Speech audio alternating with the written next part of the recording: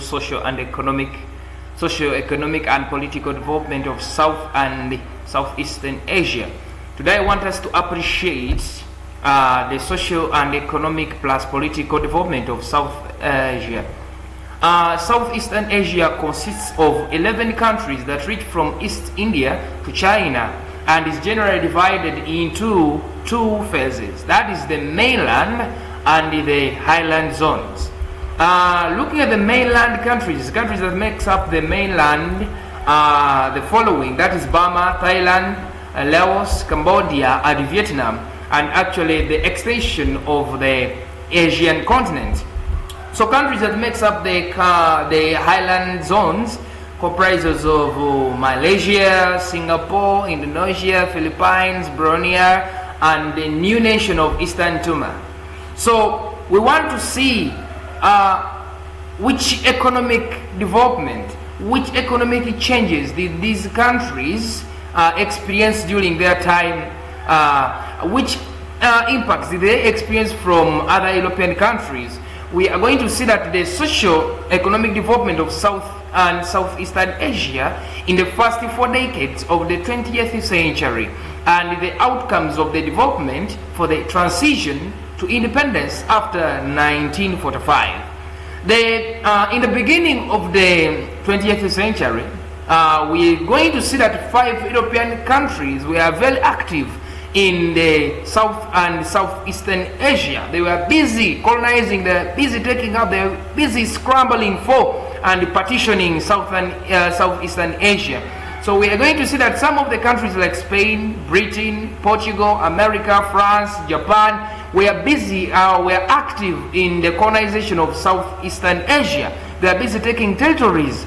For example, Britain colonized the Burma, Singapore and the North Brunei, and France colonized the Indochina, that's the peninsula, that is Vietnam, Laos, and fortunately Laos got her independence in 1949, and Cambodia, at the end of the day those countries were taken up by France, and the Dutch colonized the southern Sumatra, America and Spain colonized the Philippines until 1898. However, from 1998, Japan came up and took over.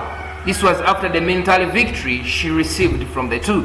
That is, Portugal controlled the Eastern Timor. So the Japanese Empire in the Eastern Asia was established between 1895 to 1914, that is before the outbreak of World War I, largely as a result of the military victory over the two decaying imperialist states, that is China and the Tsarist Russia. The island of Taiwan was annexed from China under the Treaty of Shimokeshi, and the administration was established under the Japanese Governor General in March, that is in 1896. We are going to see the changes in social sector and economic sectors, and plus the political sectors in South and Southeastern Asia. That is what we are going to appreciate today. I want us to look at the reasons to why European countries had interest. The countries we talked of up there that were busy colonizing, that were busy in the field of colonialism, they are busy colonizing territories in South and Southeastern Asia. I want us to look at the reasons to why they had interest in colonizing South and Eastern Asia. So one of the reasons to why these European countries had interest in colonizing South and Southeastern Asia is that the South and Southeastern Asia was economically rich. The economic interests were pushed these European countries to be busy in the South and Southeastern Asia.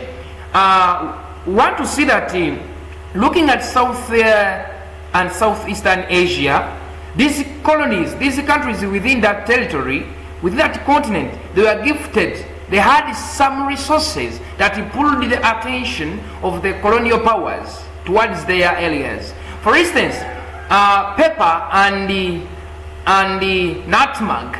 These resources, they were one of the factors that pulled the attention of the European countries to come and colonize some of the territories within South and Southern Asia, like Singapore, Malaysia, and so on and so forth.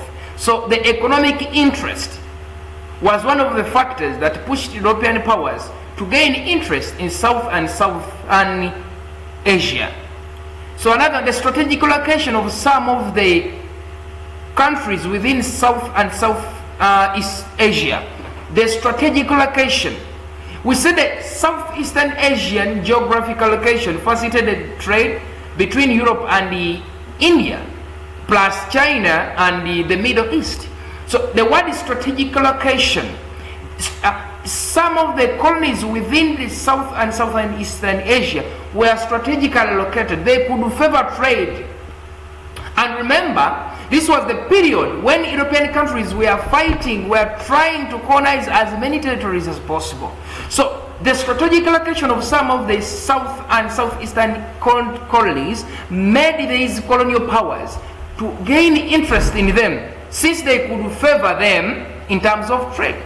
And they knew that where there is trade, the economic structure or status will be stable or will be uplifted.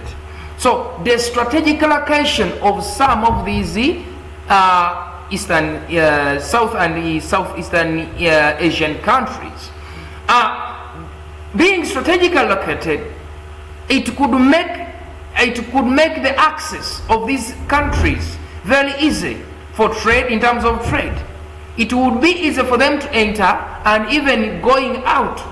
So the strategic location gave rise or gave support to the colonization of the South and Southeastern Asian countries. We have the colonial expansion and competition. This was the period of scramble for and partitioning. European countries were struggling for territories. Each country wanted to be bigger than the other. They wanted to prove to each other that for me, I'm stronger than you. So European countries, it was a period of pulling ropes, dividing, fighting for colonies. So do not blame them to come to South and Southeastern Asia. These countries are fighting. All the European countries, these 5 major countries we are seeing, they had interest in controlling areas that were profitable, not only colonizing them. No, they are not. It was not just colonialism, but they had hidden goals. Each country was targeting that area which was fertile. Not fertile as in being fertile in soil, no, fertile in resources. So it was a period of expansion and also competition. Countries are competing. They believe that whoever had many colonies was the strongest colony, actually was the man. So this pushed them to fight for colonies in South and Southeast Asia. We have missionary work and the spread of Christianity. When missionaries came and they started to spread Christianity, missionaries acted as colonialists on behalf of their home governments. They ended up preaching to the people, softening their hearts, making them easy to be colonized. And on addition to this, missionaries acted as explorers at the same time. They drew maps, they toured, or they explored, and they were able to witness and actually look at those areas that were so profitable. So when they saw these areas that were so profitable, they gave reports home. Missionaries drew maps. Missionaries collaborated with some of the Southeastern Asians. Missionaries taught Christianity, which softened the hearts of those people, reducing the chances of hostility. So missionaries also opened the doors for the European colonies to gain interest in South and Southeastern Asia. Another one, security and defense was also a factor for the European interest in colonizing South and Southeast Asia. Why are we saying defense? We say that these European countries thought of using South and Southeastern Asia as a base, a military base, where they could establish their military bases to protect the trade routes, or to protect the traders from hostility, to protect the traders from opposition. So they hope to use South and Southeastern Asia as a military base. Maybe the European colonialists to gain interest in taking over South and Southeastern Asia.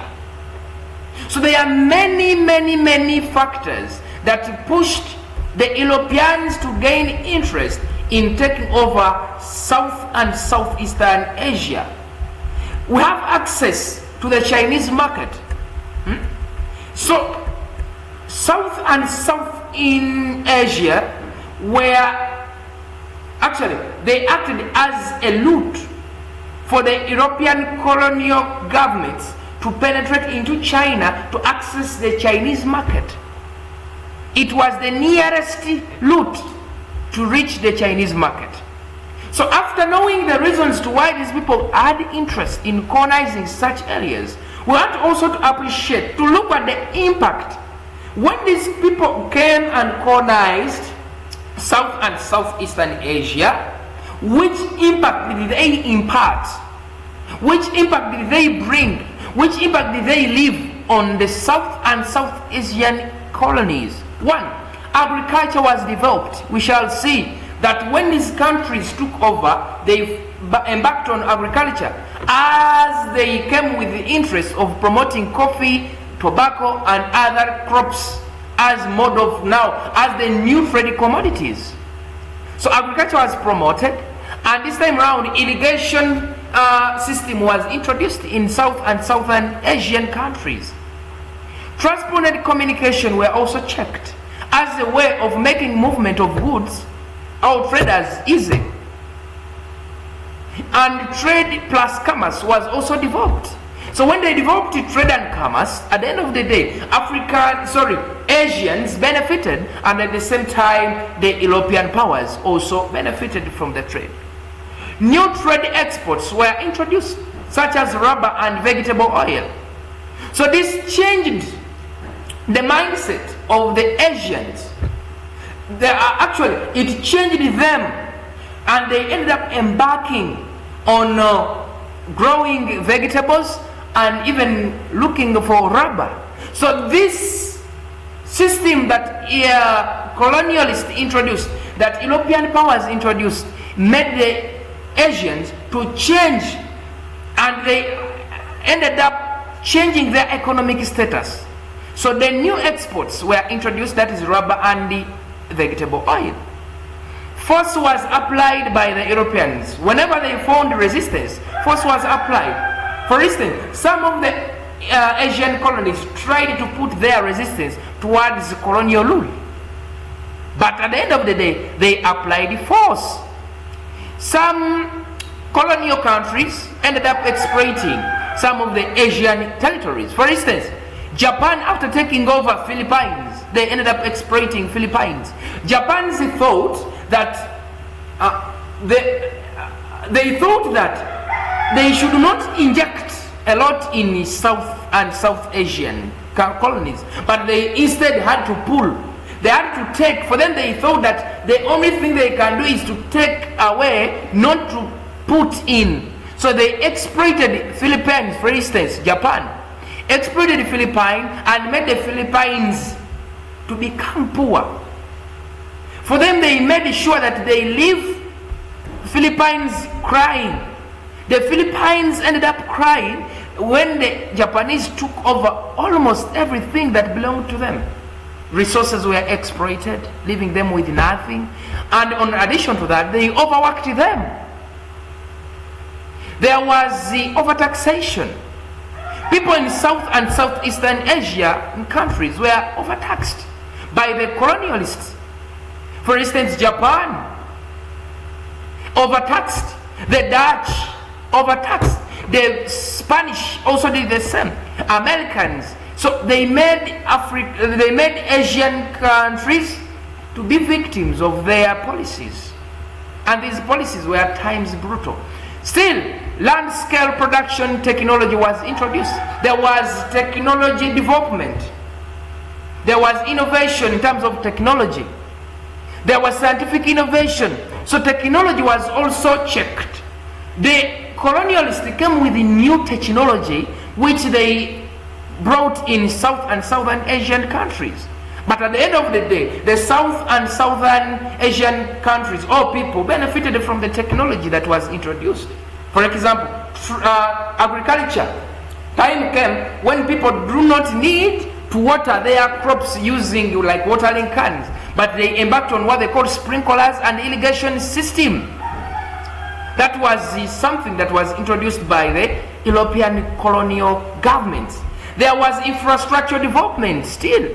Roads, railways, bridges, and etc. were established in order to ensure that transport of goods and human being is made simple. Remember, when they came into Southern Asia, they found a problem of poor transport and communication. For them, what they did, they embarked on establishment of railways that could make movement of goods very cheap, and the roads that could make still access of South Asia very easy. Overworking of the people in South and South Asia was also seen. People in South and South Asia were taken as laborers. They were made to work hard by the colonialist or by the colonial government. For example, the Japanese in Philippines, they made the Philippines to overwork in terms of doing public work. For example, during the process of establishment of the railway lines and the roads, these people were made to work hard. They overworked them, but at the end of the day, they're either given little or no salaries. That's why we shall see there are some resistance that these people try to put towards the Japanese rule. There are some resistance these people try to put towards the Dutch rule. There are a lot of resistance that these people try to stage up. Traditional farming was abandoned. People left the traditional farming and they went to the new system of farming, which was sort of commercial. So people left the mode of agriculture they used to do. Farming was dumped. Because time came and farming was made useless. What was useful by then was commercial agriculture. The so-called large-scale production technology. So people left from their indigenous farming and they embarked on the new farming which was introduced by the colonial government. So these are some of the effects that we see that were brought by the colonialists when they occupied some of the Asian colonies.